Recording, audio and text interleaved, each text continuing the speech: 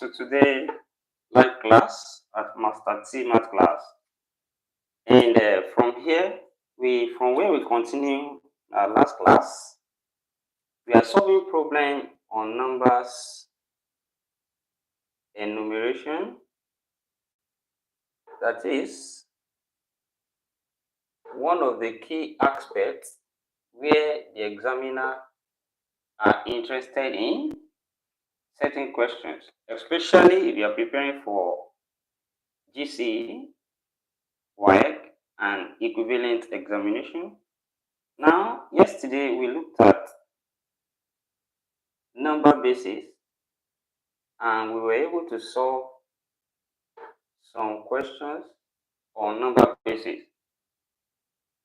And also, before we look at today's topic, on number basis,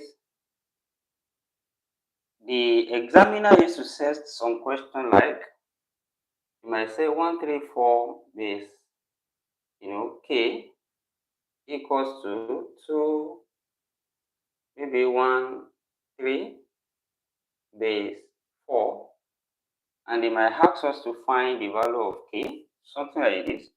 So all you need to do is to, multiply this by a base and raise to power 0, 1, 2. And this is change to base 10. So you have 0, 1, 2 here. Like you are changing both sides to base 10. Then after that, you can, bring everything to one side. Sometimes you have a quadratic equation, and sometimes you just solve a simple equation. And that's how to go about something like this. Then also under number basis, before we move on, we still have some basic operations like multiplication and division on number basis. And when you are having some number and you are multiplying, for instance, maybe you have 1 0 1 1 0 1 in base 2, maybe times 1 1 0 1 base 2. We are doing stuff like this. Some of it, sometimes you might want to do it directly, especially in base 2 like this. And most of the time in multiplication, you might do it directly and multiply. But if you cannot do that, you can just change each of these to base 10 by expanding with the base and raise to power 0, 1, 2, 3, 4, 5. Then it will change to base 10, change to base 10, multiply. After you multiply, you get your result in base 10. Then you can now convert back to base 2. So from base 10 to base 2. So you do that. And for division as well, if it has to be division, same thing. After changing each of these to base 10, then you divide normally and your result is in base 10, then change back to base 2 using tabular method. So you can as well watch again the video of yesterday in order to know how to convert to base 10 and from base 10 to any base. Now, from here, we close the chapter for number basis. Now, we are still on number and numeration. The next topic we want to look at here in this class is modular.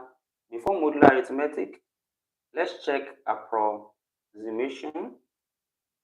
So now, approximation is also a very important aspect of number and numeration that we need to understand before sitting for the examination. So from here, we must be able to approximate number to decimal places. So how to approximate to decimal places, certain number of decimal places, and also significant figures. So knowing how to approximate to certain number of significant figures and also to the nearest whole number, then might also be to the nearest 10, nearest 10, nearest 1,000,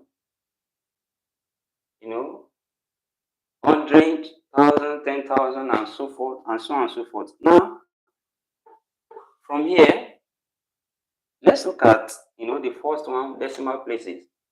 As the name implies, for instance, if we have something like, let's say we have 321.0256, for instance, and here you have, before the decimal here, you have 321, whereby this one here is unit position, and 2 here is 10, 3 here is 100 position. Then immediately after the decimal here, this position here is 10. So you have this as 10, this as 100, and so on and so forth. It's different from when you have here, you have units. You have units here, you have 10 here, and you have 100 here, and so on and so forth. So the first number after decimal is in 10th position. So this is in 100th position, 1000th position, and so on. Now, from here, if we are rounding to one decimal place, it implies that we must have just one number after a decimal. Or let me say just one digit after a decimal. And if you are rounding to two decimal places, you must have like 2 digits after a decimal. Now, let's round this to 2 DP here. To 2 decimal places here, what we have will become 321 point. I supposed to stop at the 2 digit, but I will consider the number immediately after that, last digit. Now, this is one thing about approximation. So after you consider this one, if this number is up to 5 and above, maybe you have it might be 5, 6, 7, 8, 9. So if we have this number, we round it up and it become 1, any of the number. So and it be added to the position we are going. Now, for instance, here 5 here return to 1, add up here, that's 3. So we have 0, 3 to 2 decimal places here. But if this number here is, not up to 5, maybe from 0 to 4, that one will be rounded down. So I will still maintain my 0, 2 here. I believe someone is following. Thank you. Now, that means if I'm rounding to 3 decimal places here, what I will have from here must be 3 number after the decimal. That means I'm coming to this place. So I'll consider this. And this is 6. Also turn to 1. Come here. So to 3 DP now, this becomes 321.02 then 6.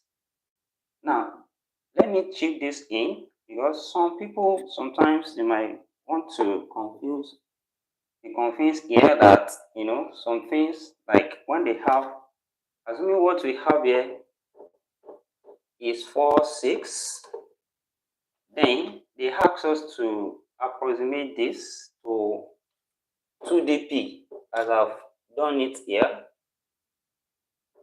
So let's say to 3 DP. Let's say we want to approximate to 3 DP. Then 3 DP we are coming here. And when we consider the number immediately after this position, it is 4, not up to 5 and above. Now, the mistake some people make is that they will now come here and say, oh, since this one is 6, they will round it here, and of course, they will not round it here again. No. So it's the number immediately after the position we are going, we consider. So to 3 DP now, this one will just be 321.025, because here 4, it's not up to 5, so we round it down. Then that is all about decimal places. And let me use this also for significant figure.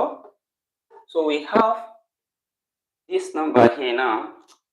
And when you look at this, when we talk about significant figures, so from here, 3 here is significant. That's the first significant figure. And 2 here is significant, second significant figure. 1 here is significant, also third significant figure. 0 here is also significant in this number. Now, the thing you must know here is that, once you come across a number that is significant, everything after that will be significant. Now, for instance, they might say round this to one significant figure. One significant figure. That means we are interested in just the first significant figure. So now consider the one after it. If it's not up to 5, you round it down. And that means here this will imply we have 300. Now here, you don't need to put anything decimal again because we are interested in the whole part. So it's just 321. So to one significant figure, this is just 300. Now, if it is two significant figure here, this will just be first two we are interested in. So that will be, so the third one will be rounded down because it's not up to 5. So that will be 320. Now, please don't make this mistake of saying, okay, yeah, this is first, one significant figure, and you now say the answer is 3. It can never be. Because approximation is just, a little changes in the figure you have. Now, if somebody is approximating 321, and you say your result is 3, it's too wide. So it can't be. So now, what you need to know is that the same number of digits you have, especially if it is without decimal or if not having decimal, the same number of digits you have before the decimal, you must also have it. So the one that left that turn to 0 should be 00 to complete the same number of digits. So we have here 300 and not 3. Also to two significant figure here, this is 320 and not 32. So here now you might do it to 4 significant figure. 4 significant figure here will just be simply 321.0.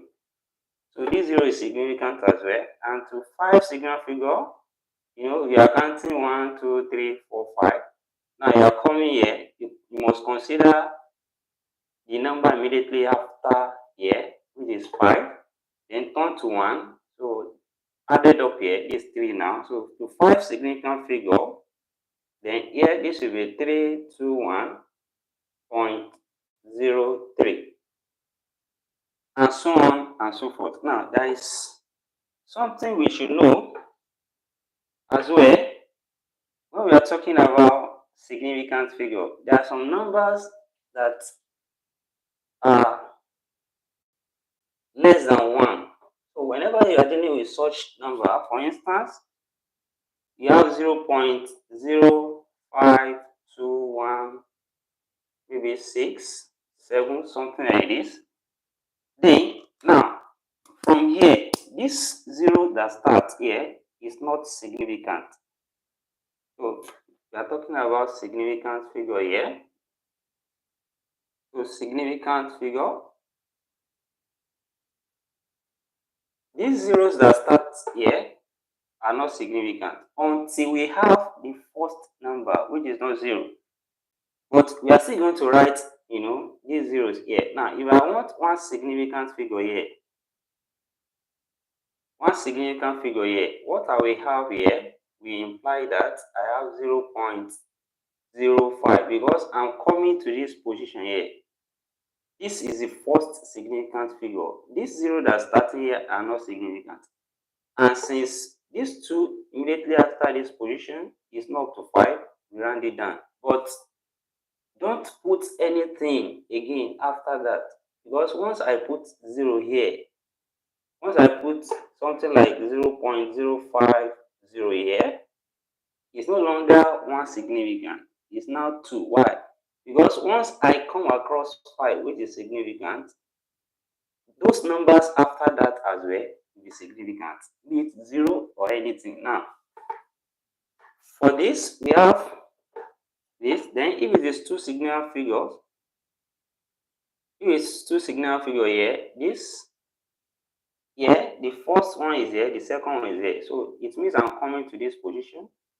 So considering this is not up to 5, round it down. So it implies 0.052 for two significant figures. Now, for three significant figures, I'm coming to this position. Then I will consider this number after that. So I can round it up now because it's 5 and above. And that's 1 plus 1 here, that's 2. So three significant figures now here will be 0.0522 and so on and so forth. I believe you are getting something from here. Please, you can do it to subscribe in order not to miss out from our next class, and also share this video. Thank you. So that is how to approximate significant figure. So when you talk about nearest, whole number and the nearest thing, something like that. So maybe I should use the other example I used it before. I don't know if I can know the number again. I have 321.0 something, maybe 0.1267 or so. Now from here to the nearest whole number here, this before the decimal here is the whole number part of this. So when I consider the number immediately after this, is not up to 5. So write it down. So nearest whole number here will just simply be 321. And the nearest 10, you look at the number in the 10 position here, the nearest 10 here. So the nearest 10 is like you are doing the two significant figure. So because this is unit, this is 10, this is 100. So when you are coming to this position, you consider this, and the nearest 10 here, that means we are coming to this position here, and this implies that when I consider this, I round it down, it's not up to 5, that will still be 320. So nearest 100, that's 300, and so on and so forth. Now, sometimes you might say nearest 10, nearest 100, that's after decimal. So those nearest 10, nearest 100, nearest 1000 is like 1 decimal, 2 decimal, and 3 decimal respectively. Because this is in the 10th position, this is 100th position, and this is 1000th position, etc. So just like that, the same way. So thank you. So that's how to approximate. Then we can move on to modular arithmetic now.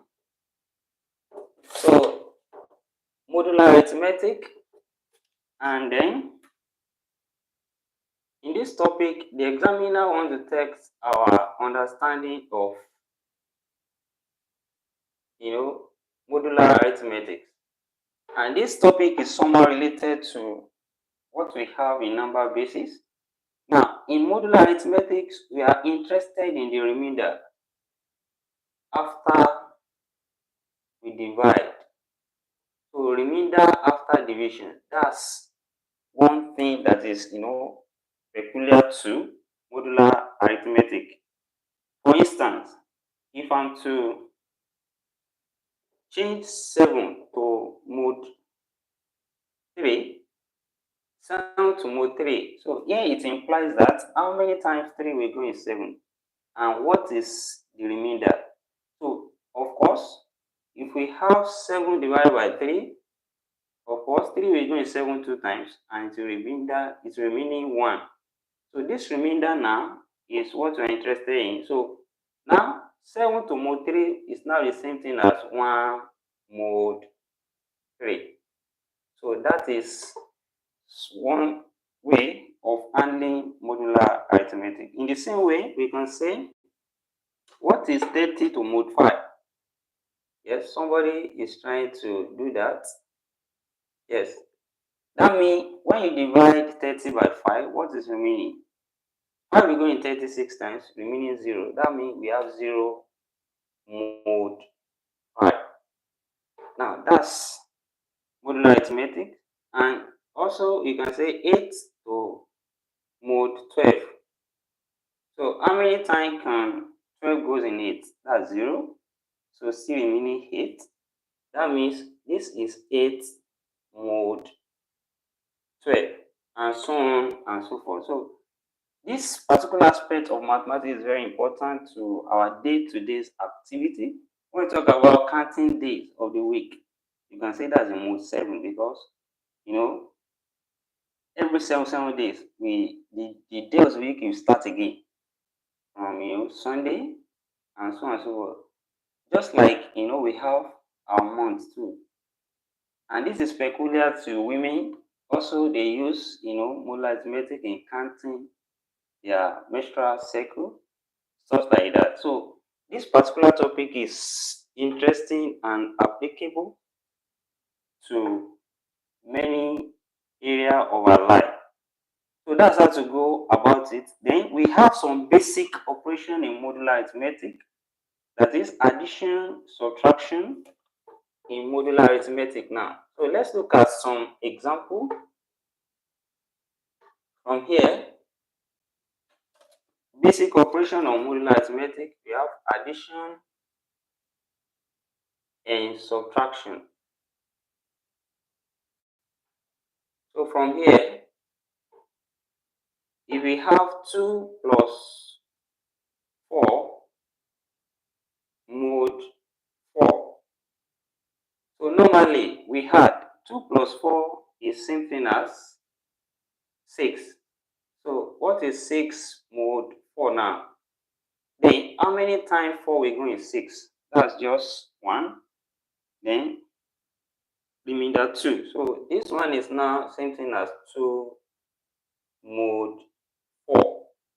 So what we have here, which is 2 plus 4 mod 4, is now 2 mod 4. Now, same thing when we have 17 plus 13 mod 5. So also we had normally, and here this will give us 30 mod 5. So how many times 5 will go in 30? That's 6 and remainder 0. That means we have here this same thing as 0 mod 5, and so on and so forth. Now, if it is subtraction as well, so we have 15 minus 8 mod 3. Also, you subtract, normal way. 15 minus 8 here, we have 7 mod 3. And how many times 3 will go in 7? That's, 2, remainder 1. And this will be 1 mod 3. So, and so on and so forth. Now, if we have something like 8 minus 15 mod 3. So this is different from this. 8 minus 15 is minus 7. And from here, you find, like this 3 here, you bring it out, multiply by something that will give us a number little less than minus 7. From here, let me write it up here, please. So from what I have here, which is minus 7 mod 3 here, this is a little bit different. So from here, you take this 3 here, then multiply by a particular number that's a little bit, when you find it, the product is a little bit less than minus 7. And if I choose minus 1, minus 1 times 3 is minus 3, and minus 3 is even greater than minus 7. If I choose minus 2, minus 2 times 3, that's minus 6. Minus 6 is even greater than minus 7. Now, the next available is minus 3. So minus 3 times 3, that's minus 9. minus 9 is a little bit less than minus 7. So that means I go with minus, 3 here. And minus 3 is times 3, that's minus 9. Now, what do we need to add to minus 9 to make it minus 7? That's where we are going now. So that's plus 2. Minus 9 plus 2 will give us minus 7. That means here we had 2 here, then mod 3. So this 2 that's added here is now going to be the answer, which will now give us 2 mod 3. So I believe you understood this. So that means minus 7 mod 3 is same thing as 2 mod 3 there. So well, we have tables or modular. You can construct table in mode 4, mode 5 for addition and for subtraction. So you might be asked to construct a table for modular arithmetic. Well, let me show us how to construct a table for addition in mode 5. Now, if you are working in mode 5, you can't have any number up to 5 because we are interested in remainder after division. So what we will have in mode 5, we start from 0, then 1, 2, 3, 4. Then if you are now performing the operation of addition in mode 5, so I have another column here. I have 0, 1, 2, 3, 4. Then from here, when we perform the operation of addition here, we tabulate like this. So what we have from here will look like something like this. Then that means for the first term here is 0 plus 0. That's 0. So I can write that in mode 5. Now 0 plus, we are performing operation of addition. 0 plus 1, this is still 1. Then 0 plus 2, this is still 2. 0 plus 3, this is 3. 0 plus 4, this is 4. We can write that. Now, 1 plus 0, that's 1. 1 plus 1, 2. 1 plus 2, that's 3. We can write that.